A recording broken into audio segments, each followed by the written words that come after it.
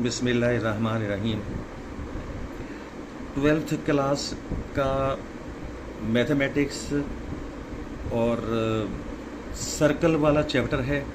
उसमें example number 1 वो book से हमने ली है। ये सॉल्व्ड एग्ज़ाम्पल है और हम उसको समझने की कोशिश करेंगे। ये सामने आपको नज़र आ रही है एग्ज़ाम्पल। इसको वीडियो पॉज करके तो देख लीजिएगा और हम आगे अपना काम शुरू करने जा रहे हैं। एग्ज़ाम्पल में किसी सर्कल का जिक्र किया गया है। उस सर्कल की इक्वेशन फाइंड करनी है।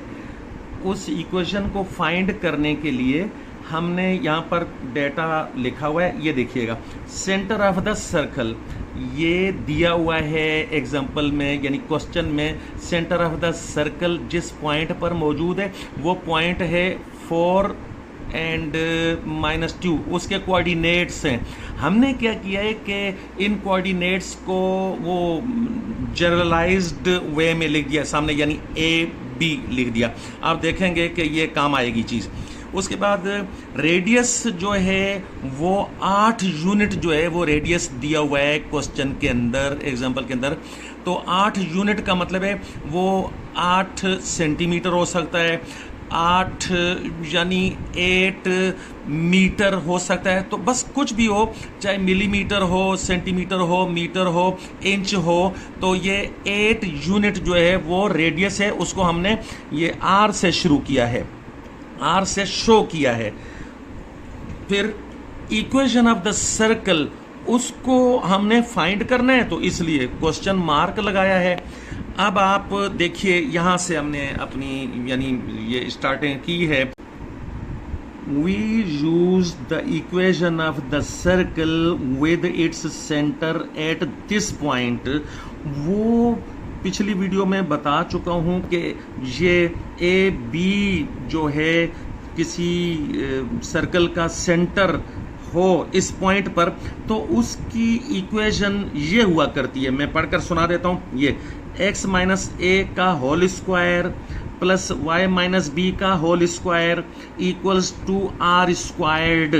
तो ये रेडियस मतलब है कि ये R रेडियस है।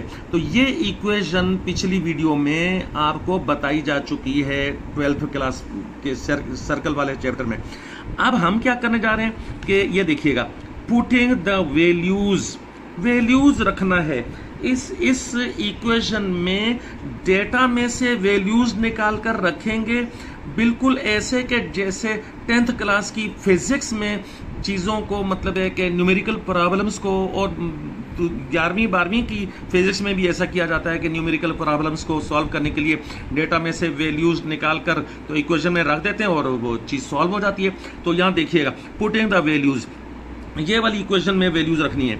क्या है ये देखिएगा, x - a का मतलब है कि ये देखिएगा a एंड b की वैल्यू 4 एंड -2। फिर से देखें, a एंड b की वैल्यू 4 एंड -2। तो ये देखिएगा, हम यहाँ पर ये x - a के बदले में जो है 4 रखा और b के बदले में जो है ये -2 रखा है।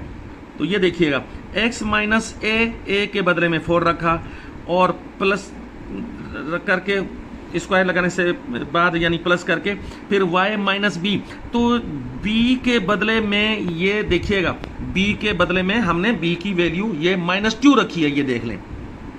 तो फिर एक मरतबा फिर पढ़ देता हूं। ये देखिएगा, x - a का मतलब है कि x - 4, a की वैल्यू 4 है, उसका स्क्वायर फिर लगाया ऊपर होल स्क्वायर और प्लस करके फिर आगे y - b, b की वैल्यू -2 है। तो ये देखिएगा, y लिखा, ये y तो y है, माइनस के बदले में माइनस लिखा और b की वैल्यू डेटा में से -2 लिखकर फिर वो पूरा होल स्क्वायर लगा दिया और फिर ये R स्क्वायर्ड यानी जो है वो 8 यूनिट उसका रेडियस लिखकर उसका स्क्वायर लिखा। और अब आगे समझाने की ज़रूरत नहीं है।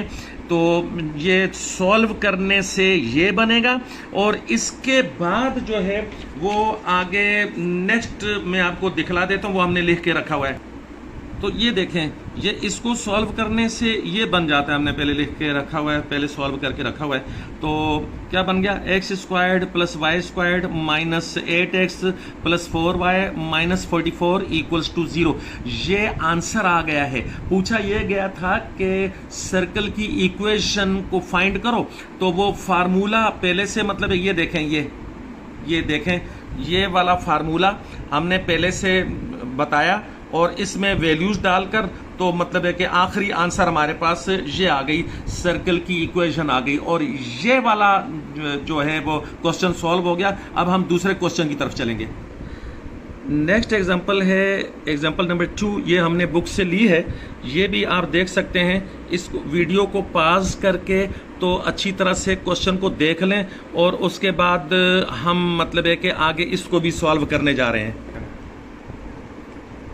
देखिए, ये इस एग्जांपल में इक्वेशन ऑफ द सर्कल पूछी गई है, तो वो वाला सर्कल के जिसका सेंटर एट द ओरिजिन वो क्वेश्चन में दिया हुआ है। तो सेंटर एट द ओरिजिन का मतलब ये है कि सेंटर जो है वो ए बी नहीं बल्कि 0 0, एक्स कोऑर्डिनेट भी 0 और वाई कोऑर्डिनेट भी 0, और रेडियस पहले की तरह दिया हुआ है, जैसा पिछली एग्जांपल में रेडियस दिया हुआ था 8 यूनिट्स। इसी तरीके से इधर भी रेडियस दिया हुआ है और वो 10 यूनिट्स है। फर्क सिर्फ ये है कि पिछली एग्जांपल में या पिछले क्वेश्चन में वो जो सेंटर सर्कल का था वो पॉइंट ए बी पर था, तो उस वक्त हमने इक्वेशन इस्तेमाल की थी x माइनस ए का whole square plus y minus B का whole square equals to r squared. r जो है वो रेडियस है, लेकिन अब की मर्तबा जो सेंटर है सर्कल का वो ओरिजिन पर है, तो उसके लिए इक्वेशन अलग है। ये देखिएगा, ये x squared plus y squared is equal to r squared.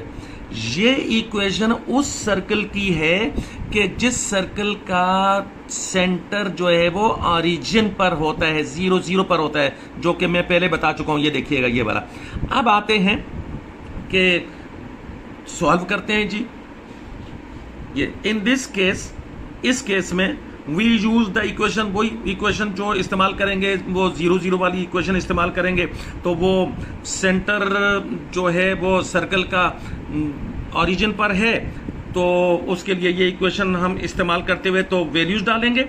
तो ये देखिएगा, x squared plus y squared करके वैल्यू सिर्फ आर की डाली है, बाकी किसी चीज की वैल्यू डालने की जरूरत नहीं है, क्योंकि इसकी इक्वेशन बनाने का तरीका यही है। इसमें ए और बी डालने की जरूरत ही नहीं है, सिर्फ रेडियस की वैल्यू डालेंगे और क्वेश्चन सॉल्व हो गया। और इसका रिजल्ट आया ये x squared plus y squared equals to 100। ये उस इक्वेशन, ये वो उस सर्कल की इक्वेशन है जिस सर्कल का सेंटर ओरिजिन पर है, ये देखिए, और उसका रेडियस 10 यूनिट्स है, तो उसकी ये है, ये इक्वेशन बन गई है और ये एग्जांपल भी सॉल्व हो गई।